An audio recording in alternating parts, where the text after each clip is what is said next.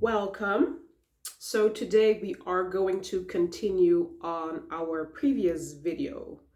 So France, just to summarize, the country France is divided into regions. Regions are divided into departments, and each department has a name and a number. By the way, in the previous video, of course, I saw it afterwards. I said each region has a name and number. Yes, each region has a name, but I meant to say that each department has a name and department. So if we look at the region Ile-de-France, Ile-de-France is a region, so obviously it is divided into departments. Department Paris number 75 is the most remarkable one of Ile-de-France, okay? And then we discussed that Paris is also divided into arrondissements, so parts, and there are 20. If you are a visitor from abroad, outside of France or just Ile-de-France, outside of Ile-de-France, and you are interested in Paris, as in to discover what the city has got to offer, it is very likely that only 15 out of 20 arrondissements will be appealing to you, okay? And in practice, we refer to those arrondissements as the first, the seventh, the eighth. So let's say you are meeting someone in a restaurant in the 8th arrondissement, you will refer to it as the 8th. Just very simple. And to navigate a bit your way into that arrondissement, if you would ask your friend where is the restaurant, she will tell you it is nearby the Arc de Triomphe, for example. Because of course, each arrondissement actually is also not that small. There are also many parts to an arrondissement. And what we didn't discuss, that is why we are speaking about it in this second video. Each arrondissement also has got these neighborhoods, okay? For example, the fourth. Last time we spoke mostly about the first. What can we find in the first? The City Hall, the Louvre Museum, Rue de Rivoli, very long street with many stores. The seventh, the Eiffel Tower, of course, very popular. The 16th, I mentioned Trocadero, right across the Eiffel Tower for this fantastic view. And I actually also mentioned the 8th, the Champs-Élysées, the Arc de Triomphe, okay? So we also have these neighborhoods. One that is really remarkable, really stands out, you will find, for example, in the fourth, Le Marais.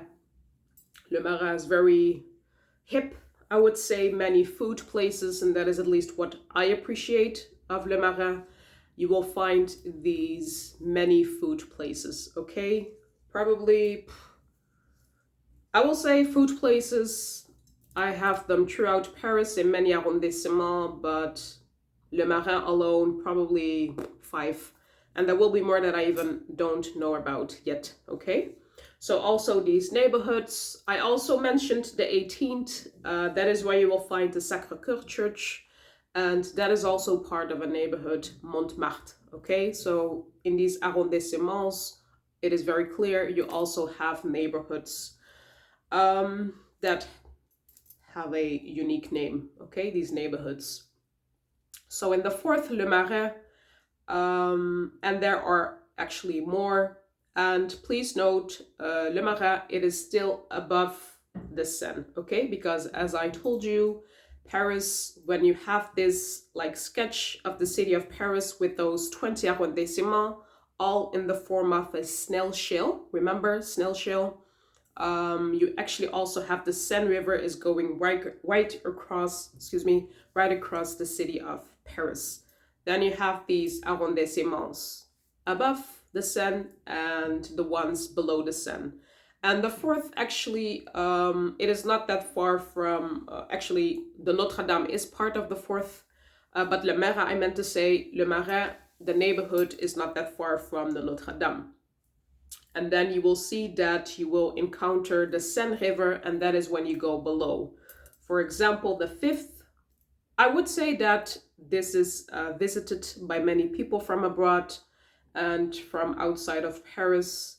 But maybe it hasn't got the fame like the first and the eight. And the first and the eight, already I can tell you, that is truly the tourist zone, okay? The first and the eight. Also the seventh, of course. That is truly, those are, yes, you will find, if you don't like tourism, if you don't like the busyness, visitors, don't go there, I would say. That is how busy it is. Just accept it, it is part of Paris, world famous heritage that doesn't only truly belong to the French, but to everyone. So the fifth is also busy, but in terms of how famous it is not like the first and the eighth, but the fifth, I do see many visitors there. You have this lovely park, Jardin des Plantes, all about plants, and you actually have a museum inside of the park. And yes, very about nature. You even see name tags with names of plants you would never think about, maybe. And it is just so pleasant and lovely to walk inside this park, at least to me. And then you also, of course, have these food places. And nearby the Jardin des Plantes, you can actually see it from the entry, depending on where you enter, of course, because it's quite big. You also have Quai de la Râpée. Quai is like, I would say, the parts where you have the bridges. And it is just, to me, a perfect starting point to walk just aside the Seine River all the way to the Eiffel Tower. Yes, it is a long walk, but this is truly a walk along the Seine River. It is lovely. Quai de la Râpée all the way to Pont de Iéna. Pont de Iéna, that is where you have the Eiffel Tower, okay?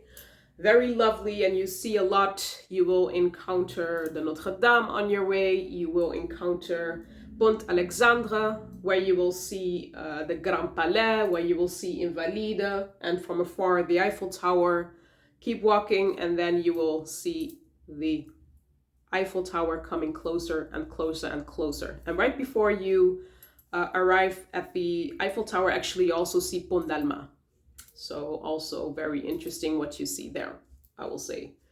And yes, that is the fifth, just an example. Then we have the sixth, because often you will also see in the lives, especially since I offer refined leisure consultations, you will notice that I speak a lot about things related to the first and the eighth arrondissement, but luxury actually is not only in the first and eighth. You will also find it in the department stores, Lafayette, Galerie Lafayette, and Printemps. Those two are next to each other and are not part of the first and the eighth arrondissement. But you will actually also find luxury in the sixth.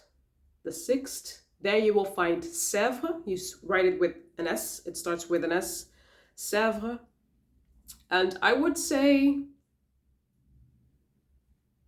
yes, it is busy. It is still Paris. Paris, everywhere it is busy. But in terms of visitors, it is not like the first and the eighth, despite that you have luxury.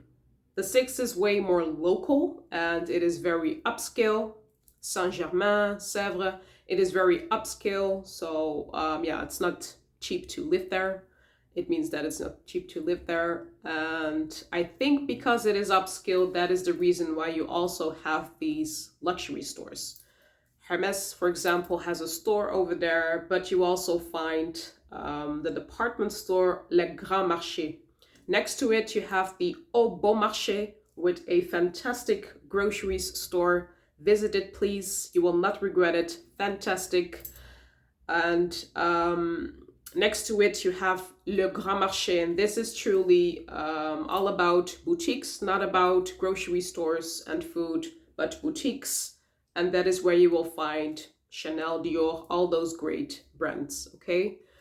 And that is the sixth. So Sèvres, Saint-Germain. And actually you also have cafes that are familiar with tourists, Le Deux Magots and Le Fleur.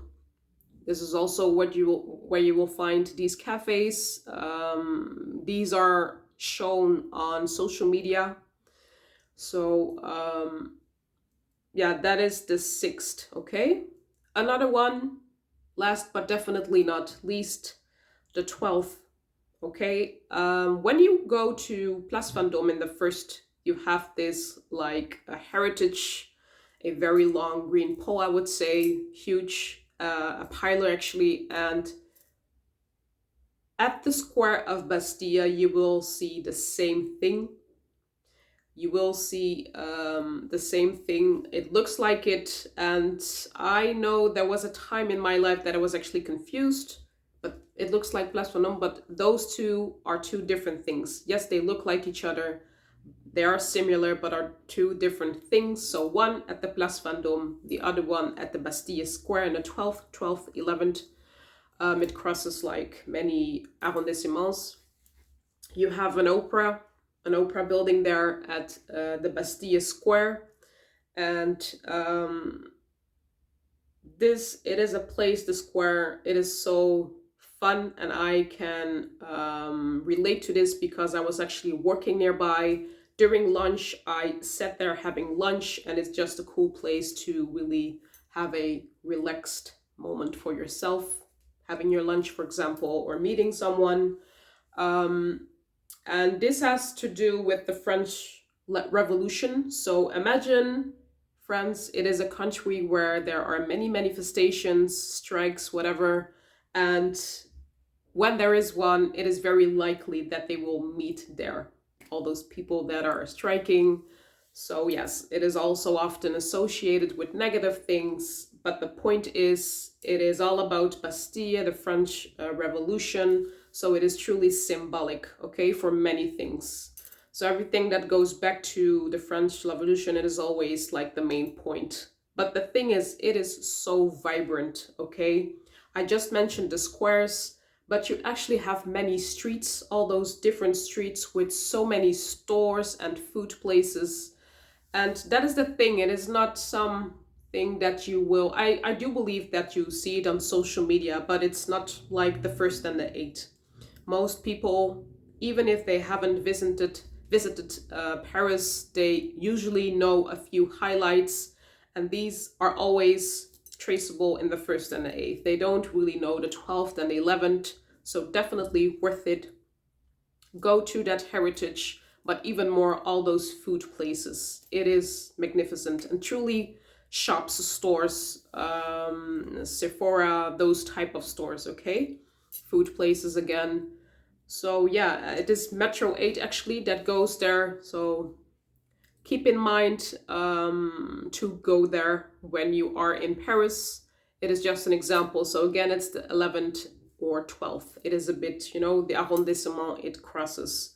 And actually, Le Marais, it is not that far away from the Bastille Square. So if you, for example, spend your morning at Bastille, and by the way, on, let me see, Thursdays they have a local market, also not on the square itself, but a little bit further. And so I would definitely say go on Thursdays, like in the morning, go to the market, go to all those food places just to see, to have a vibe. Go to those stores, explore this square, and then just walk to Le Marais, the one that I started speaking about, Le Marais. Great food places, and these like local, maybe sometimes second-hand stores where they sell these things. So that is Paris. That is Paris, what I spoke about during this video and the previous one. So again, France, it has 12 regions, okay? And +1, because the island, of course, is also officially an department, but they have like this own status, so they can do what they want politically. So on the mainland France, we have 12 +1 course and 5 overseas. So South America and the Caribbean, Guadeloupe, Martinique, Guyane. Guyane is above Brazil. And then we have 2 in Africa, La Réunion and Mayotte Islands, okay?